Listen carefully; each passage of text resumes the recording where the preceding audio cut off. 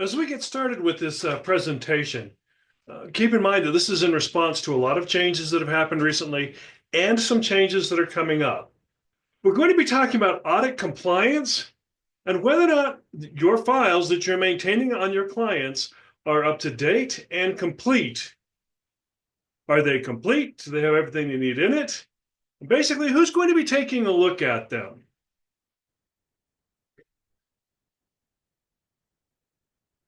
First of all, why does this matter? Well, the state has announced that they are going to start randomly auditing brokerages throughout the state of Utah. A little more information will be coming up during this presentation. The other one, of course, is that it has to do with your commission payment. Whether or not your file is complete and ready and has everything in it may or may not delay whether or not you get paid on time. So, there's Joe from legal down here in the corner. Just a reminder, we are responsible as a brokerage for maintaining accurate and complete client files. And so we're going to go over what we're looking for. Why it matters. Katie Wright, the lead investigator for the Utah Division of Real Estate, has in the past 2 months, so October and November of 2024, in multiple occasions, has announced that the Division of Real Estate is hiring 3 new investigators, those jobs posted late October, with the intent of beginning random audits of brokerages throughout the state of Utah starting in January of 2025. Now, whether or not we as a brokerage get audited or when we get audited is a matter of a little bit of randomness. However, we as a brokerage pride ourselves on being very professional about our maintenance of our files and frankly really don't have too much of a concern about it as long as everyone's doing what is expected. Of course, the other reason this comes up is files that are incomplete or out of compliance that don't have all documentation as required could delay your commission payment, and in extreme is most extreme, but also, as you should have received notification from Michael some time ago, we have instigated a compliance charge up to $500 for the time it takes for support staff at the office, either brokerage or transaction coordinator or any of those levels, to get a file that is sloppy, messy, or incomplete finished and into compliance takes time and resources. And as the agent who is responsible for maintaining that, you will be responsible for paying a compliance charge to make up for that use of resources. In other words, we're going to hit you in the wallet if we have to. So, are my files up to date and complete when representing sellers? The minimum requirements. This is under the state's guidelines as well as ours. You must have the affiliated business arrangement disclosure, the exclusive right to sell listing agreement, the wire fraud alert disclosure, and the lead-based paint disclosure when required, signed. Keep in mind that the exclusive right to sell listing agreement includes in it, by reference, the wire fraud alert disclosure. If you don't have that, you don't technically have a complete exclusive right to sell. Now, the lead-based paint disclosure, we're all aware of, that is for homes built prior to 1978. That should be completed at the time of the listing so that it can be placed on the MLS at the time the MLS listing goes active so that potential buyers can include it in their offer. At that same time, unless you intend to put this property on the market on the MLS within 48 hours to be in compliance, you need the MLS exclusion form. Most commonly, what is marked is the choice that the home will be listed at a future date. You can choose to either put in the permanent date, goal date, or the most common choice is before it's publicly marketed. Publicly marketed means any kind of public marketing beyond your control. If you post on Facebook that coming soon, or you post on Facebook you have this listing, that's public. You've lost control of it. You now must put it on the MLS within 24 hours. If you put a sign up front, you've got 24 hours to have it on the MLS. So unless you've got everything ready, photos and everything ready to go, MLS exclusion form. Now that has to be turned in within 5 business days of having received the signed written listing agreement so that it's active. And the MLS has been going back and backdating and checking dates. When you put in the listing and you put the active date of the listing agreement, and when you put it on the MLS, if there is not an exclusion form there, or it was late, or those dates don't line up, agents have been receiving fines for that, $250 the first time. Then it goes up from there. And unfortunately, we've had a few not make those deadlines or not have that paperwork, and the MLS went back and checked, and agents have received notification that they were out of compliance. We also need a signed copy of the listing input form and the seller's property condition disclosures. Keep in mind, these are minimum requirements. Now, additional requirements, obviously, the title preliminary report should be in there.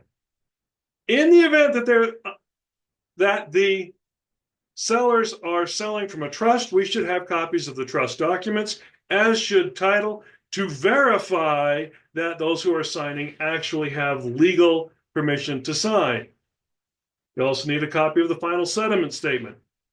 Again, these are minimum requirements. Anything beyond that is definitely going to show that your file is complete and you've done everything you can as an agent to verify the identities of those who are signing, that everything was done above board, and that you've been very competent in your representation. Now, this came up a number of times with Katie, right? In two different settings I've been with her, plus an additional setting with a legal panel that included Curtis Bullock from the board. It has come up over and over. When you represent a seller, for your file to be complete, copies of all written offers that were received must be included in the file. Whether they were formally rejected or simply not responded to, all written offers must be in the file. If you receive an offer after your client goes under contract, we are still legally obligated to present that to the seller, and that must be put in the file. Yes, this has come up recently with agents in the office where we've had files that we knew that they'd made comments about receiving multiple offers, but the only offer in the file was the accepted one.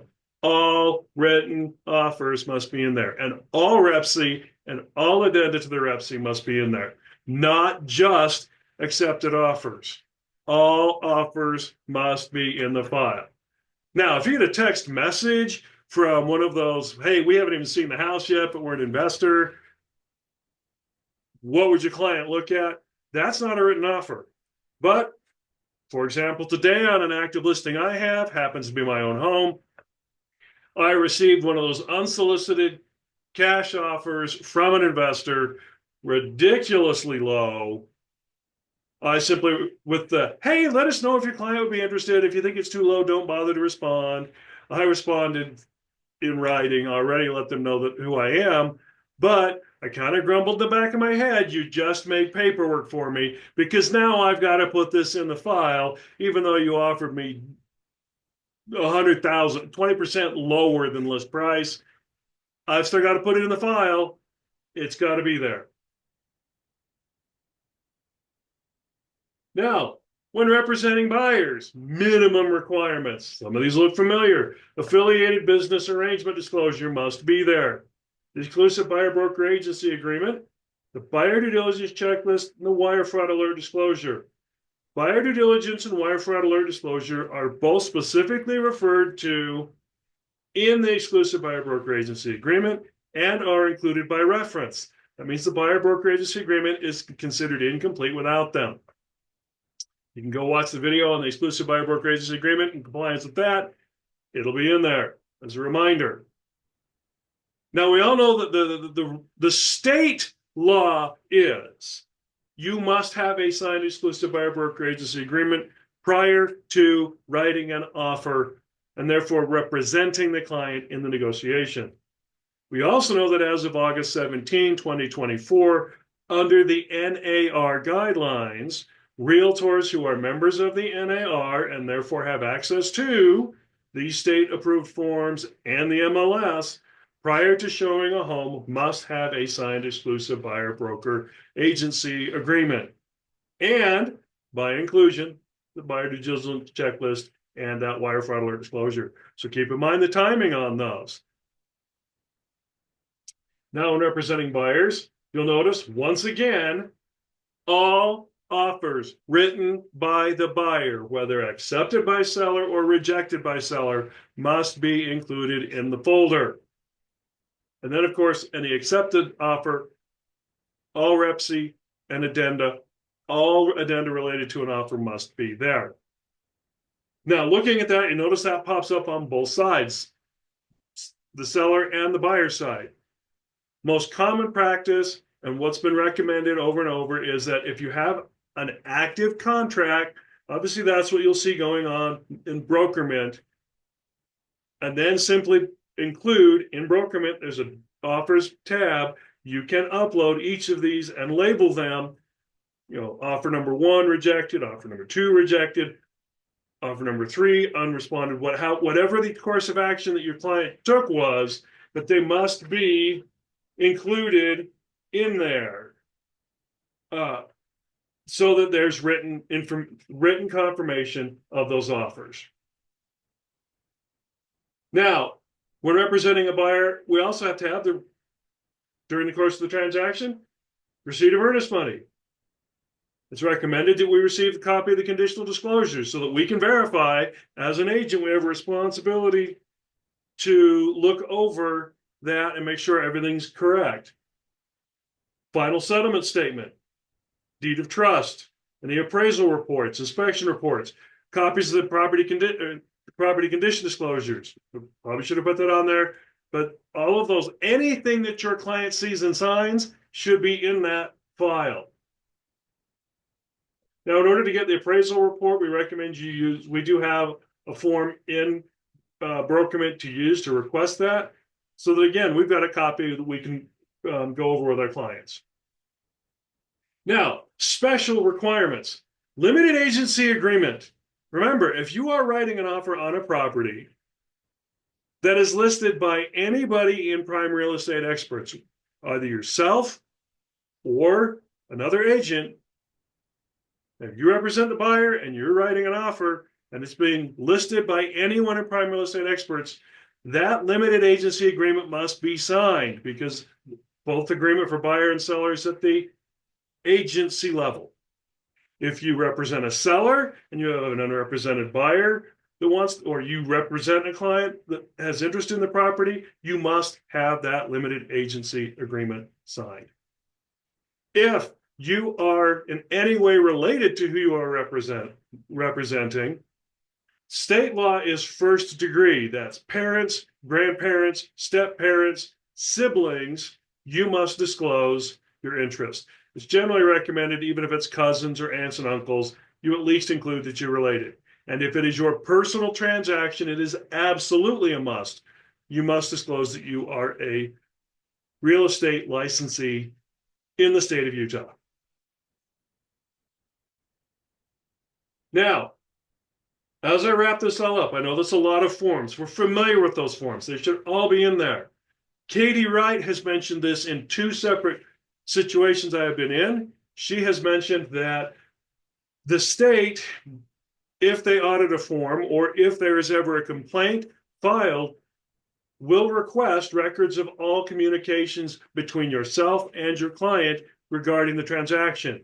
Emails, text messages, phone calls are a little more difficult. But if all of your records are on here, if all your text messages are only on your phone, that means in a subpoena situation, your phone could be taken as evidence and you could lose access to it. Again, that's why we heavily recommend you use some type of texting program that records it, either in the CRM and Follow-Up Boss, whatever CRM you're using. Copies of the email should be filed independently so that if you ever need access to them, they're available. Katie was actually a little uncertain whether or not the state at this point in time is going to require that at the completion of a transaction, you download all of the emails in a PDF and stick those in the file. But just know that if the file, if there's an audit for any reason, either part of the random audit, there's a complaint, there's any kind of questions, and the division requests information regarding communications, the more recorded communications you can provide, the better. Personally, that's why I still continue to just follow up boss, especially for phone conversations, because those are recorded and I can provide copies of those recordings. Besides, I can download it off follow up boss and keep my phone. Now, as always, this isn't here to knock heads. We're here to make sure that your files are good and complete. You're responsible for maintaining your files. You're the agent of record. We're responsible for making sure you do that right. If you ever have questions, talk to me, any of the brokers. Talk to me, talk to Marty, talk to Craig. If you work with one of our transaction coordinators, work with your transaction coordinator to make sure everything is in there. The advantage of working with our transaction coordinators, they have a checklist to make sure everything that should be in there is in there, including a reminder that all written offers, whether seller or buyer, are in there. So, as always, ask. I'd rather you ask, but we get it right, you get paid, than, the other options.